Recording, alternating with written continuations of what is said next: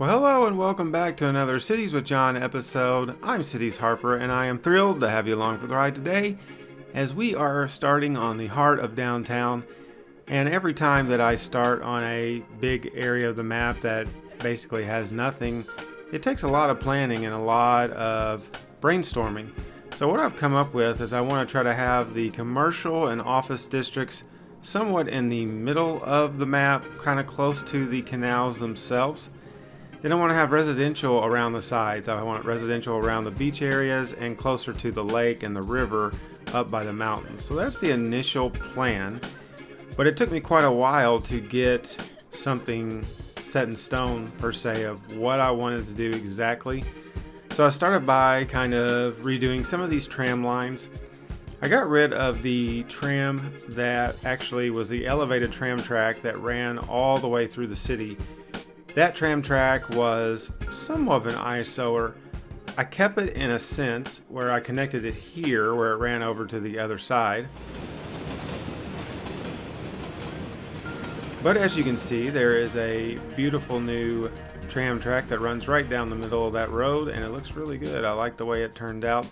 But I did get rid of the elevated tram track from my grid series and kind of did something a little bit different.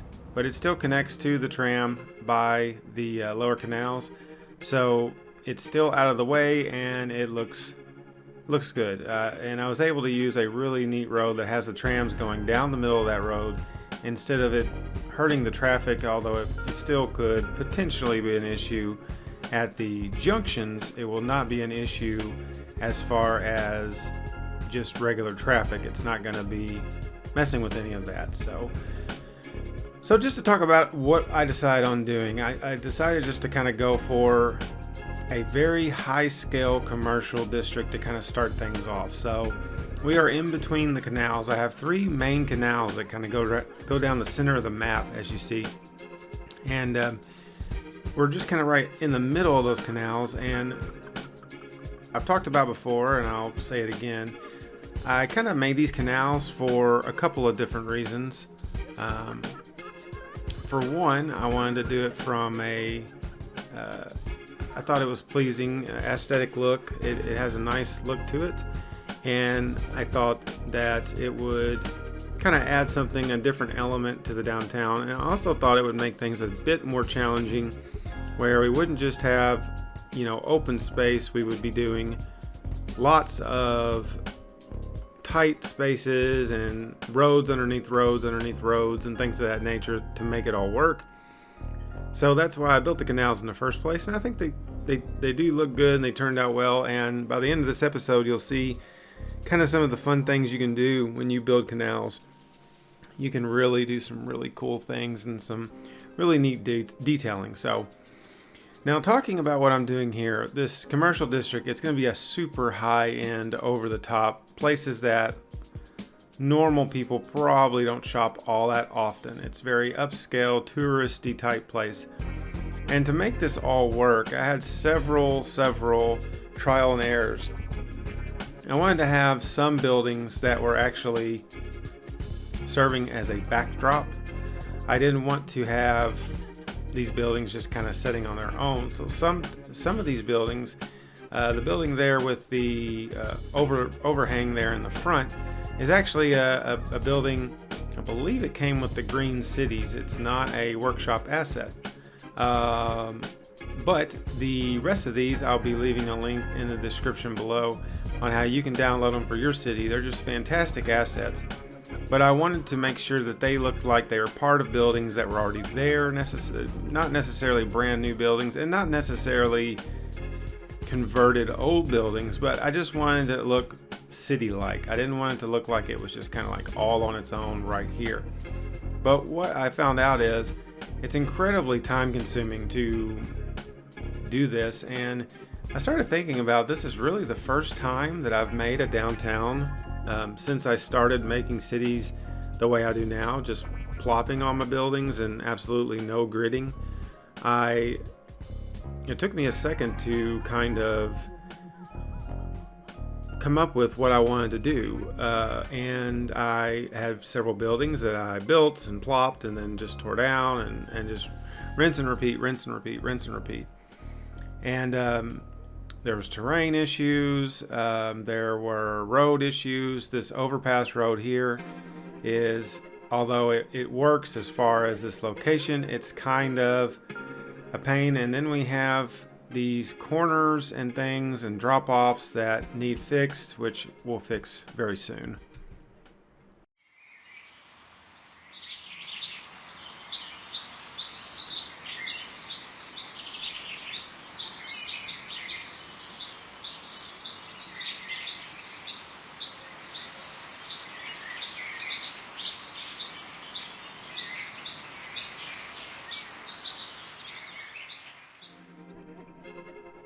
So as I was saying before the break, we have several places where the terrain's dropping off, and here we were able to make, using a staircase, we used our Procedure Objects mod to kind of edit that staircase to fit just perfectly there.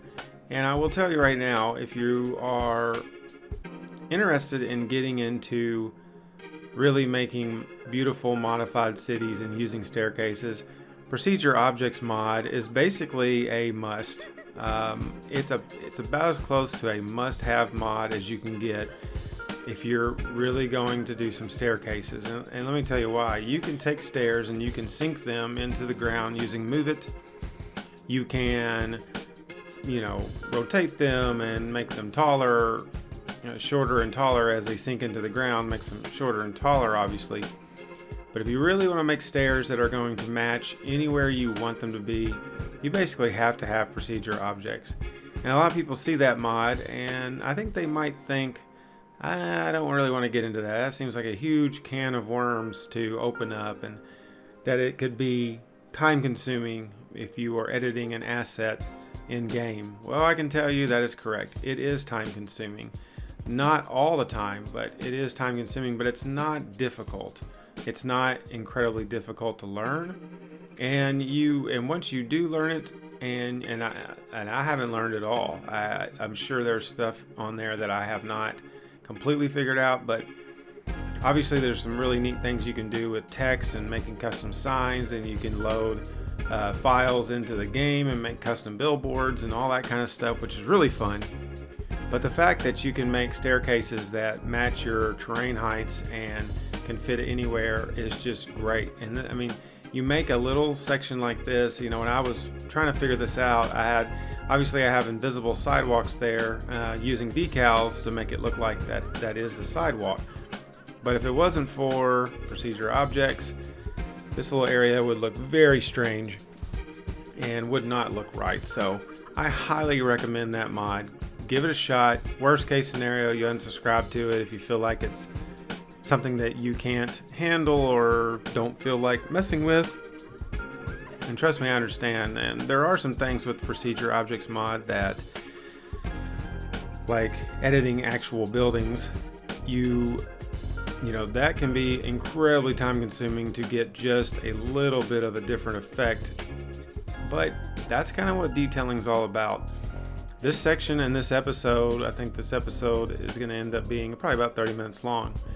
The actual time, real world time it took to build this was, I would say, close to 6 or 7 hours. Not saying that I sit here for 7 hours straight, although it's possible that I have done that before playing this game, but I'd say 7 hours of game time to complete this area. And a lot of that was, like I said earlier, just putting buildings down, moving them, and being like, don't like the way that looks. Don't like the way that looks. Don't like the way that looks. So after I got through picking the buildings, then I really had to start doing all these fine details, and I realized that it took me very little time to realize that the road going down the middle of this is going to be humorous, to say the least. Cars do not know what to do, because a lot of these buildings, the road is considering these buildings to be close enough to it that trucks can access these buildings, which is fine because that means these buildings are going to be active and stuff, but trucks just do whatever they want.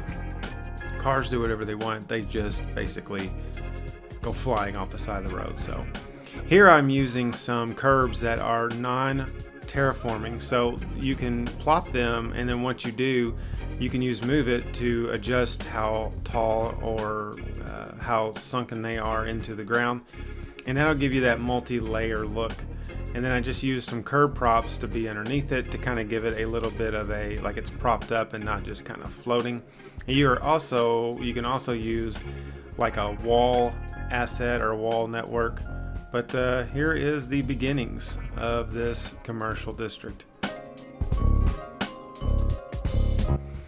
So here we are going to put in a little side park. We've got the gap, and really heavy on the decals around these around this part of the map.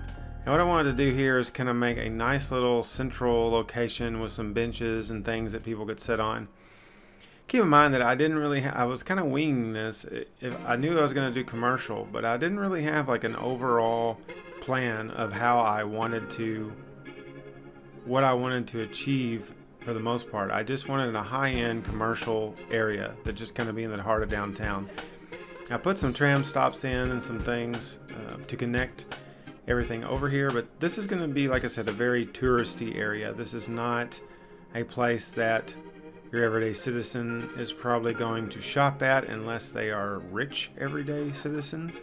So this little park area here is going to be, what we're going to do is we're actually going to take we're going to use a wall to actually build up a center of this, and we're going to just use this brick wall here, and we're going to kind of just make like a rectangle in the middle of it that will allow for another layer to kind of serve like it's on top of this, because obviously something like this just being flat, completely flat all the way across, people would be, walking through it at times and things. But the idea was it just kind of breaks up this big large area without having to put any more buildings, and it's kind of pleasant to look at as you're entering this shopping area.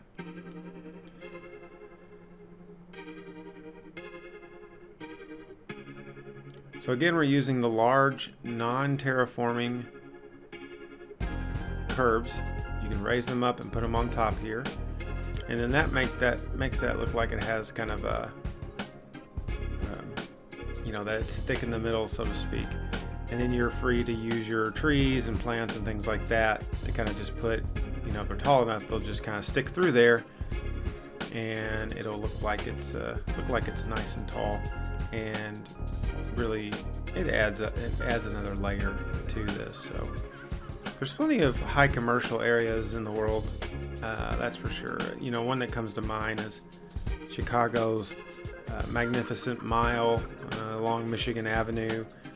Lots of high-end shops, and we've all seen them, those bag stores that you walk by and you think, oh, who shops here? Now, of course, the Gap is not the most high-end, and Victoria's Secret's not the most high-end, but for the most part, these are very high-end. And I want to kind of mix in just a few places that, a lot of people would generally consider shopping at that wouldn't be too over-the-top expensive, but I did want to do a lot of specialty stores and things like that.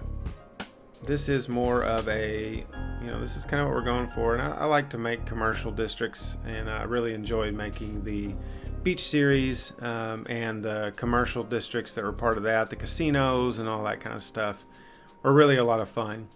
And I guess that's why I started with doing this. I just really enjoy making commercial districts and touristy areas and things like that. And it didn't take long before people really started swarming this area over here. They literally just started being all over the place. Of course, you run into kind of the same issue that I ran into when we built the Robin Park area, where if you're combining buildings, you're ultimately going to have some buildings that are not reachable, so they will not necessarily function. Also, when people are sick there or die there, ambulances can't reach them. So a lot of times that makes things, if you're wanting to do, if you're really playing a vanilla version of the game, that's not going to work for you. But if you're just doing it from a decorating design standpoint, it'll work just fine. So I think this turned out really well. And here we're looking at procedure objects again. So this is just a very quick overview. You just grab the little nodes in the corners. You have to just kind of be careful where you're grabbing. You can always undo. So if you screw something up, you can always just undo it. Every level of that staircase is a different line, but really you don't have to worry about that. As long as you get it kind of put in place, there's just a few lines that you really want to use. You don't have to worry about every single one of those. You sink it in and just look how good that looks. And that cannot be achieved if you just plop the staircase down and sink it underground. Yes, there's ways that you can duplicate those stairs and attempt to make it. Did that dog just fly out of the gap? We've had flying cars in the show, flying people, now we have flying dogs. I'm glad you're okay. You're a good boy. See you later. Be careful.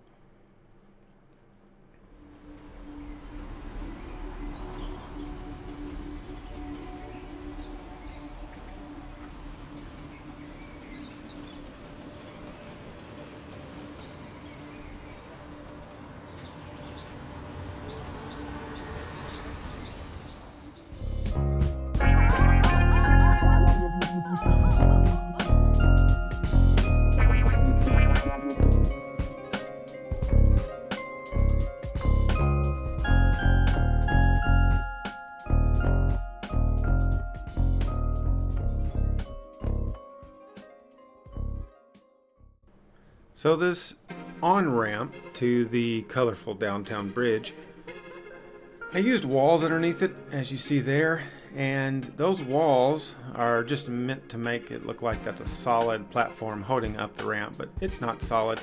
But what I decided to do is just take those walls out from underneath here, and in that way we can actually run a sidewalk underneath this overpass, which I thought would look really cool.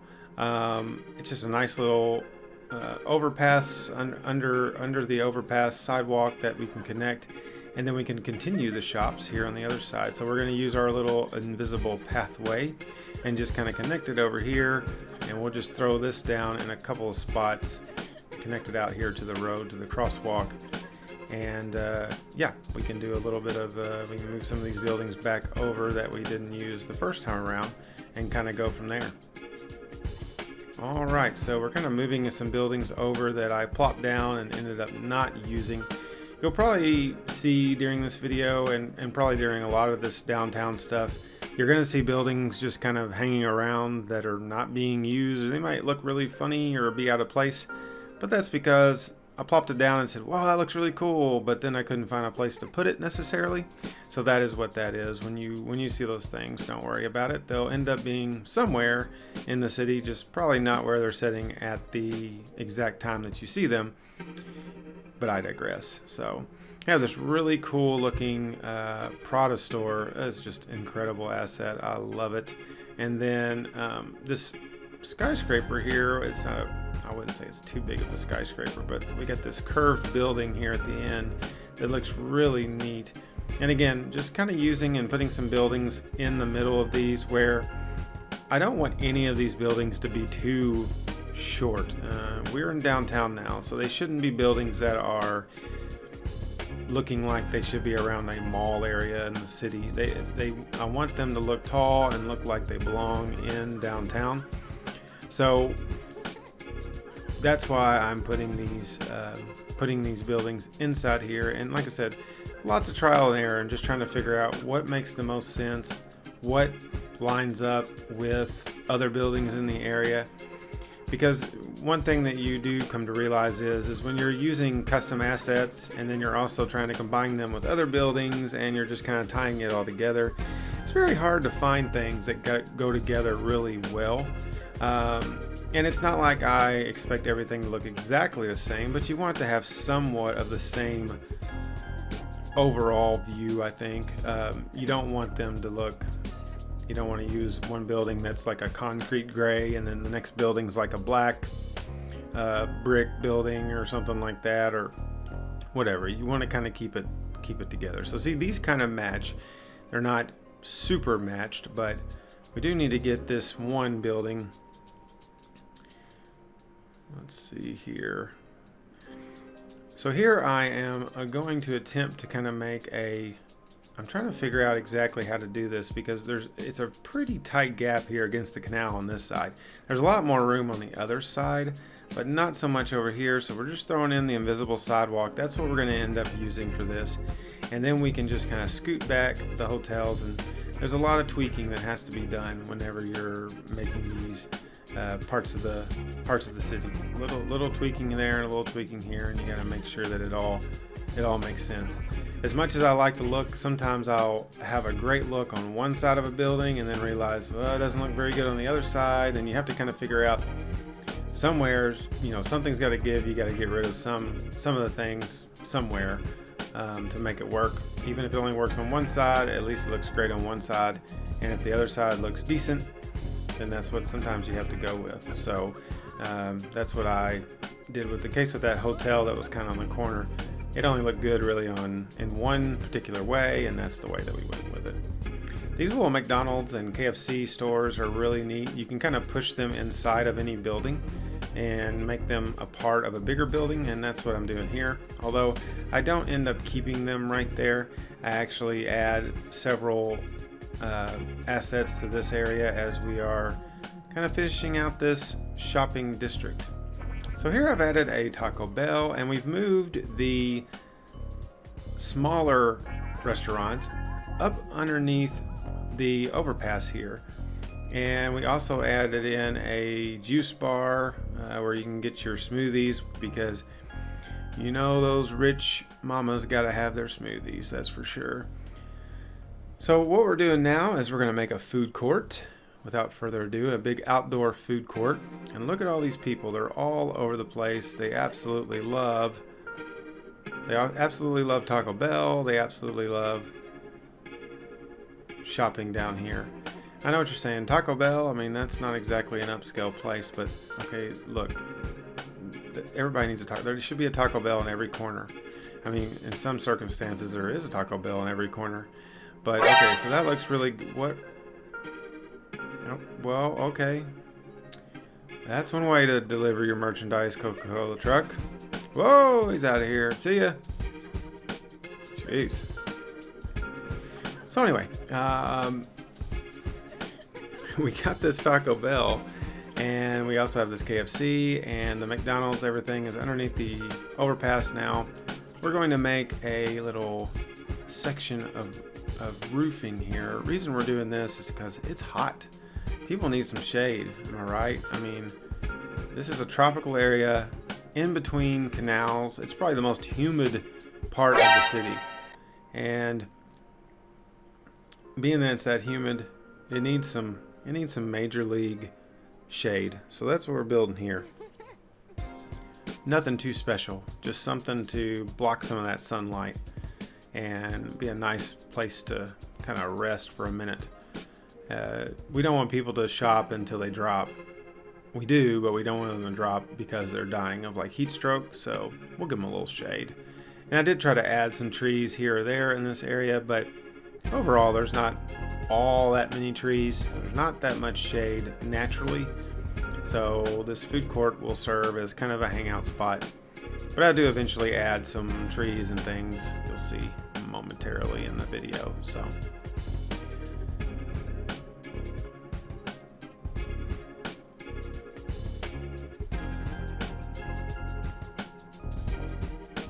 I'm going to have to figure out exactly how to handle the traffic situation.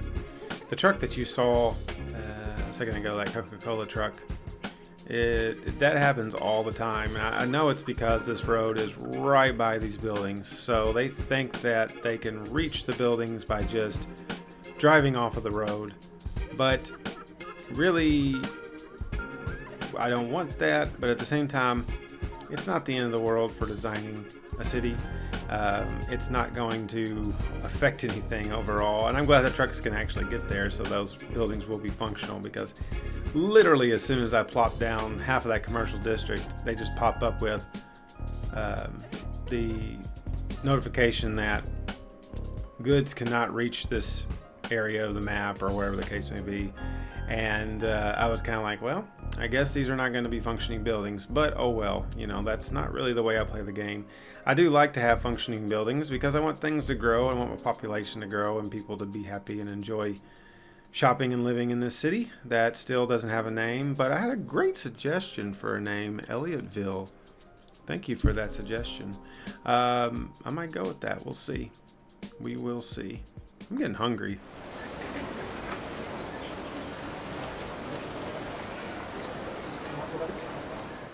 Well, that about does it for episode 6 of this downtown series.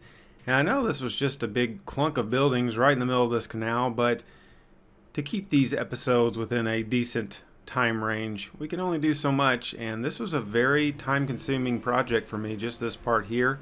But I really enjoyed it, and I think it turned out really well. I hope you enjoyed watching it as much as I enjoyed building it. And we will see you next time for Cities with John. I'm Cities Harper. Hit that like button, subscribe, and join me for episode 7. You won't want to miss it. Have a great rest of your week, and bye-bye.